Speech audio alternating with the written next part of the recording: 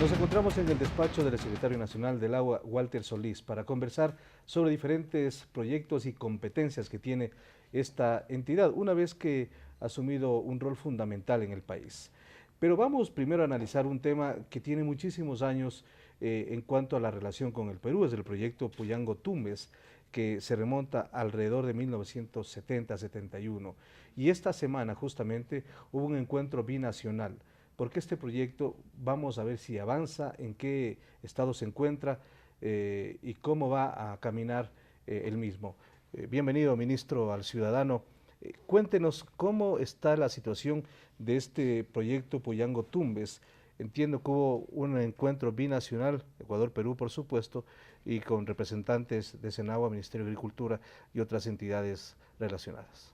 Un saludo, Marco Antonio, un saludo a los televidentes. Sí, efectivamente, el proyecto Puyango Tumbes, pues somos orenses, conocemos muy bien este proyecto. Desde el año 71 se está hablando exactamente de este proyecto, es un proyecto binacional para regar ciertas zonas del norte del Perú. Básicamente ustedes pasan la frontera del Ecuador en la provincia del Oro, pasan la frontera con el Perú y ven un cambio drástico, ven zonas desérticas, ven zonas que definitivamente falta riego, el líquido que nosotros tenemos, estamos bendecidos por la naturaleza, pues tenemos en nuestra región litoral tenemos 3 veces más que la media mundial. Entonces este proyecto Puyango Tumbes determina desde el año 1971, firmado entre los dos países, de que se incorporarán áreas de riego producto de las aguas que llegan hasta la zona transfronteriza, pues, y que es un proyecto binacional donde se hace un gran embalse, y este gran embalse permite regar alrededor de 22.000 hectáreas en la zona norte del Perú y 22.000 hectáreas en la zona sur de nuestro país. Pero es un proyecto que ya han pasado, Marco Antonio, pues 42 años. No ha habido la decisión, en realidad, ni técnico ni política de ejecutarlo. En este gobierno, pues, como siempre y como estamos en la Secretaría del Agua, que siempre lo destaco, aquí no solo que ha habido la capacidad técnica, sino la voluntad política del señor presidente economista Rafael Correa de ejecutar estos proyectos. Y efectivamente, el día de ayer se dio una reunión pedida, solicitada por las cancillerías. ¿Qué se definió en esa reunión? Bueno, se definió ya establecer una hoja de ruta para ver si es viable o no es viable este proyecto, Eso porque es han lo pasado primero. 42 años, por supuesto. Incluso se ha dicho muchas veces que es viable y ya se comenzaron a hablar de los resultados, ¿no? Pero Exactamente. todavía no sabemos si se puede o no hacer, pese a que se ha invertido muchísimo. Exactamente, no, y además, como es un proyecto binacional, los dos países están interesados en su ejecución. Determinamos que Perú ya ha arrancado en la zona norte de tener producción, ustedes ven ya un cambio Ujú. en la zona norte del Perú, ya hay unos proyectos de riego, yo mismo he visitado la zona norte del Perú, hay proyectos de trasvase de aguas, es decir, que traen agua desde el oriente hacia el occidente, cruzando la cordillera con túneles, como lo estamos haciendo aquí también, nosotros hacemos trasvases importantes, y un proyecto Olmos en la zona norte del Perú, lo fui a visitar en los últimos meses, importante, pero este proyecto binacional ya va a tener una definición. ¿Se ejecuta o no se ejecuta binacionalmente? Es lo que van a determinar los señores presidentes.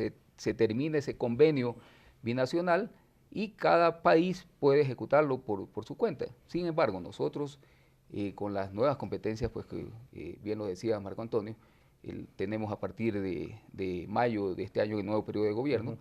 el decreto número 005, ya estamos nosotros iniciando el análisis de las zonas donde podríamos establecer los embalses y las grandes presas para poder regar no solo estas 20.000, 22.000 hectáreas en la parte de Ecuador, sino alcanzar muchos más. Ahora, en este momento, entonces, tiene que definirse si se deben hacer nuevos estudios integrales o cada país asumirá la decisión. Así es, ya es una definición después del análisis técnico de ambos países que le presentaremos a nuestros respectivos presidentes. Ya cada país tomará la definición, bueno, de la continuidad o Ujú. cada país ejecutarlo ¿Hay por su algún cuenta. plazo para una decisión final? Sí, en los próximos días ya informaremos nosotros a los señores presidentes y recordemos que el próximo mes de octubre hay otra vez un encuentro Ujú. binacional.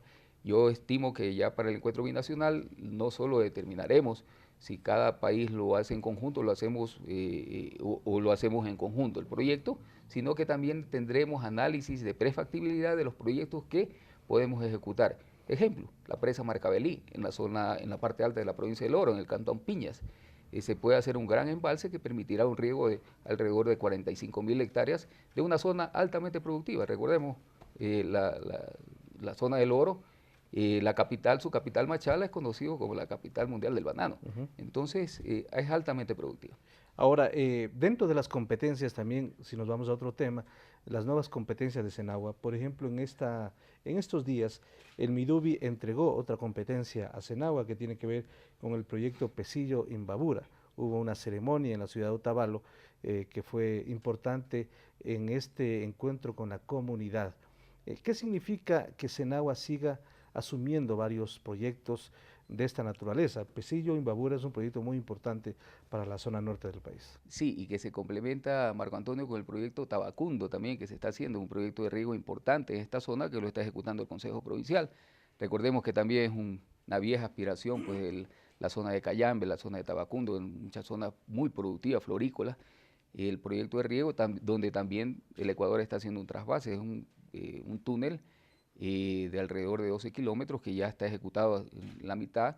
Se retomó este proyecto después de haber estado parado pues alrededor de 12 años y con la firme decisión del señor presidente entregó los recursos al MAGAP, a través del MAGAP, al Consejo Provincial sobre los 80 millones de dólares para la culminación de este proyecto de riego Tabacundo.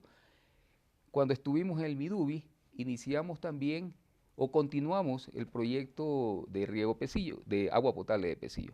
Es para la atención de alrededor de 200.000 personas en este sector, en la zona sur de Pichincha, en la parte norte de Imbabura, en la parte sur de Imbabura, y el proyecto Pesillo el proyecto Tabacundo tiene un componente de otorgarle cierta cantidad de agua para agua cruda para potabilizarlo para el proyecto Pesillo.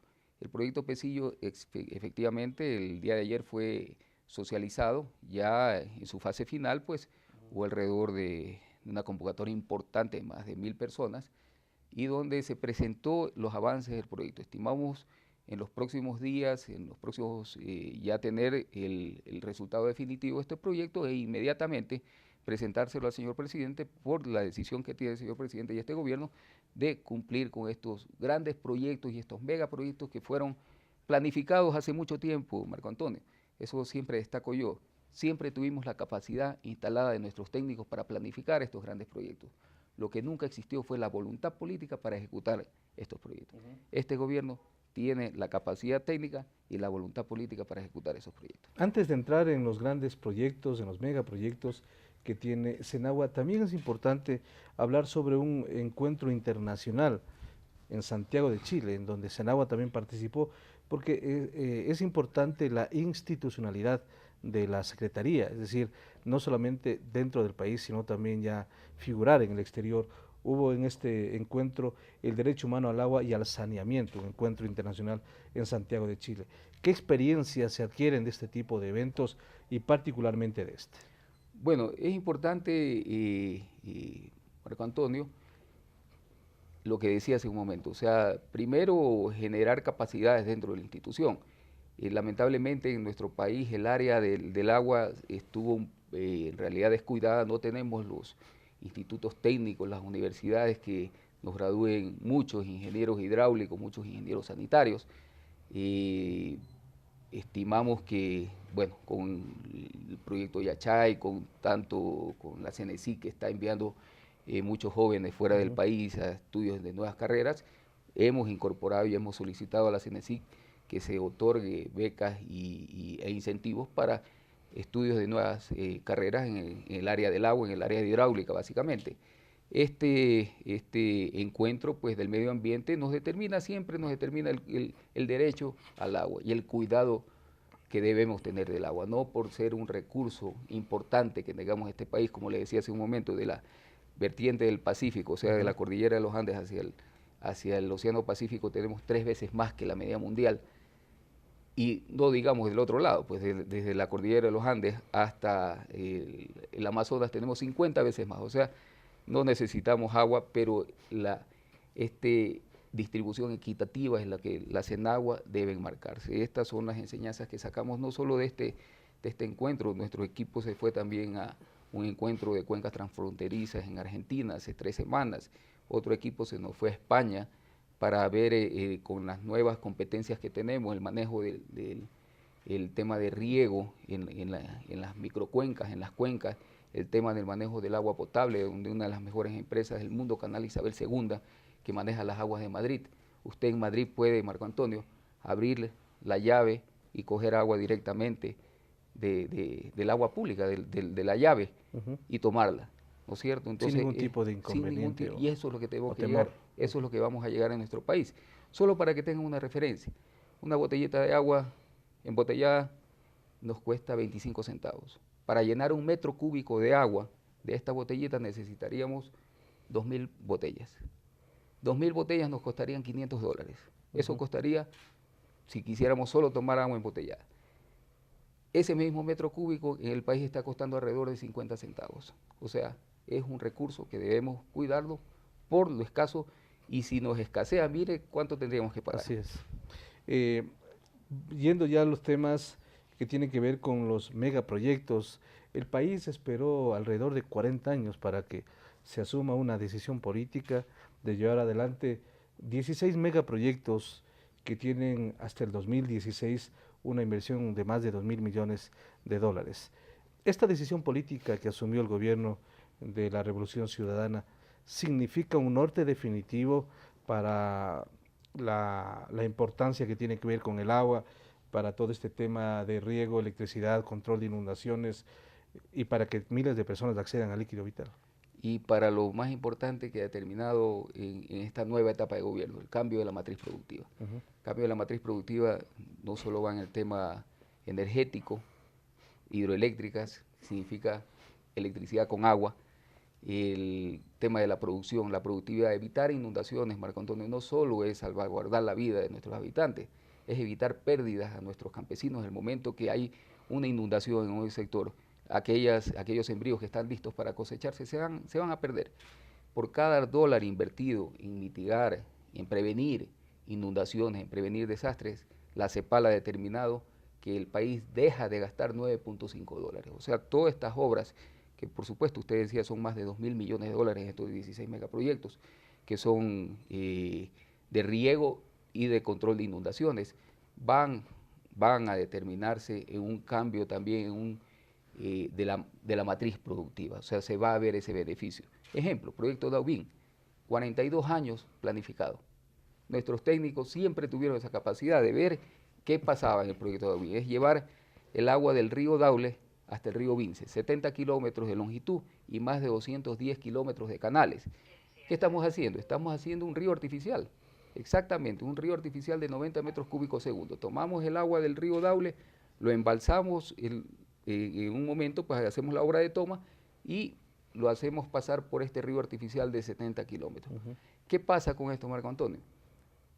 Aquella producción de 170.000 hectáreas entre la zona de Guayas y la zona de los ríos que está enmarcado este proyecto entre Daule y Vinces, estas 177.000 hectáreas solo son productivas en este momento cuando hay lluvia, o sea, en los meses de invierno. El resto, cuando hay sequía, no son productivas. Ciertos productores que tienen la capacidad, pues tienen la posibilidad de hacer pozos profundos, de terminar agua, porque son ríos que lo llamamos de invierno, en verano se secan. ¿Qué estamos haciendo? Con este trasvase, a todos estos ríos que están perpendicular al trasvase, les vamos a dar agua.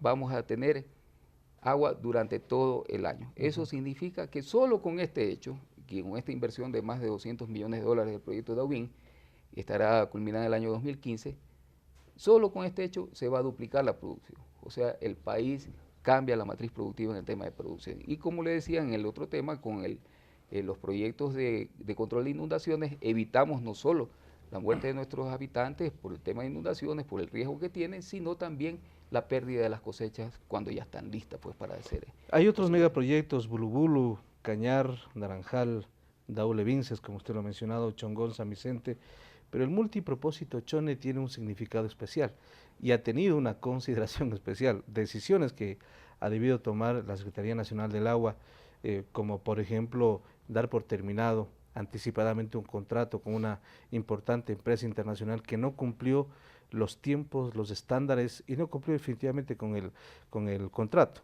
Exactamente. En qué estado se encuentra este proyecto? Porque todos conocemos lo que significa la inundación en Chone cada año y lo que se pierde en esa zona tan importante del país.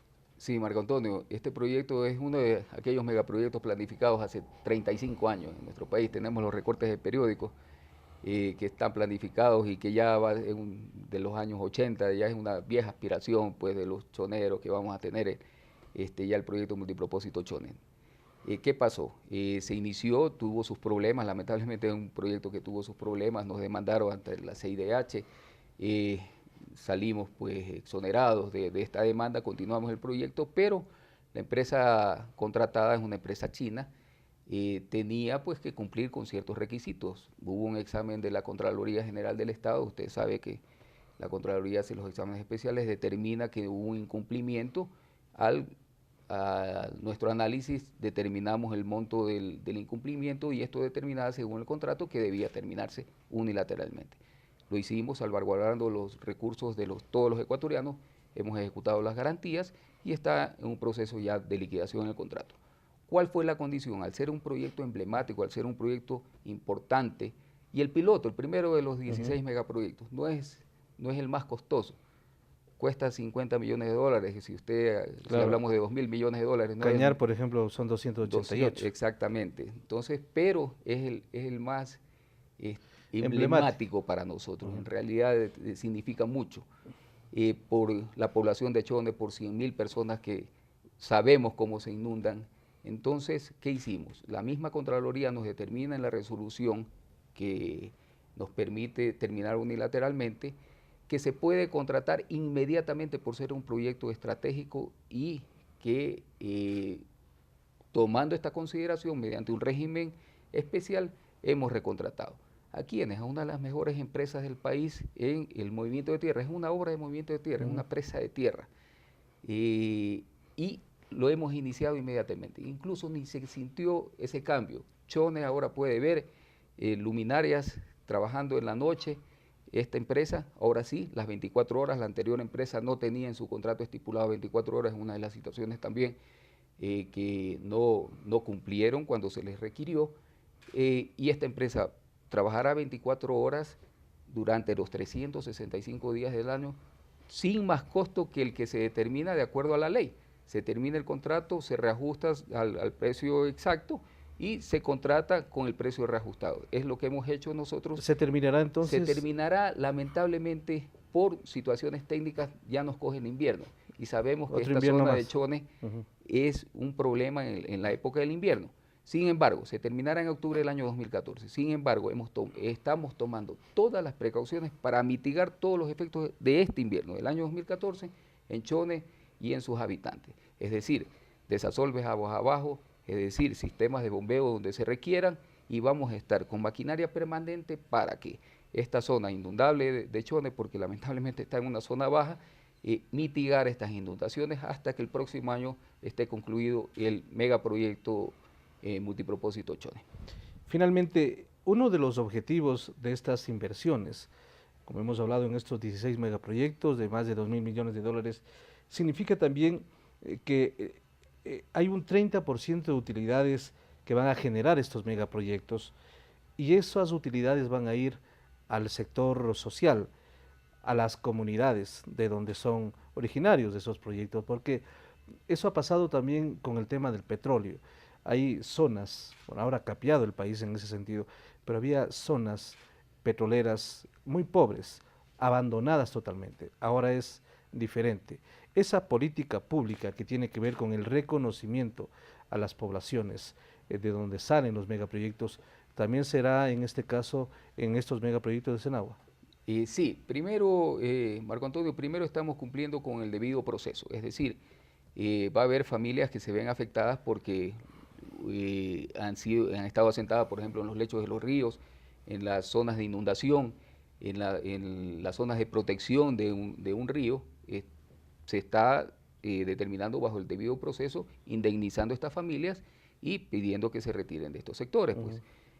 Segundo, en otros casos, por ejemplo en Chones, se está haciendo una reubicación porque hay zonas de inundación. Incluso estamos reubicando cementerios, Marco Antonio, para que tenga una idea. Porque, por supuesto, sabemos de la fe cristiana de nuestra gente y reubicamos un cementerio. Hemos reubicado familias.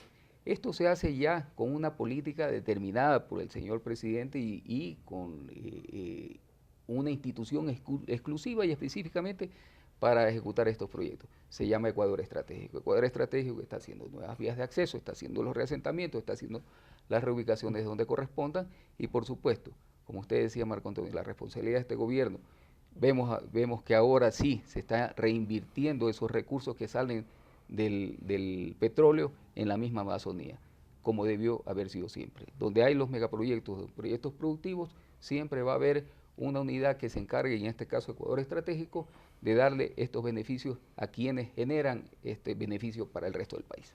Muy gentil, ministro, por recibir al ciudadano. Muchas gracias a usted. Muy amable. Hemos conversado con el secretario del Agua, Walter Solís.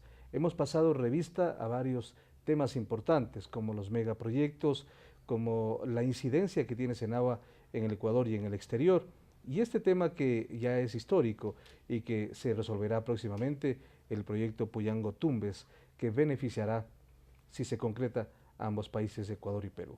Hacemos una pausa. Esto es El Ciudadano, aquí por Ecuador TV.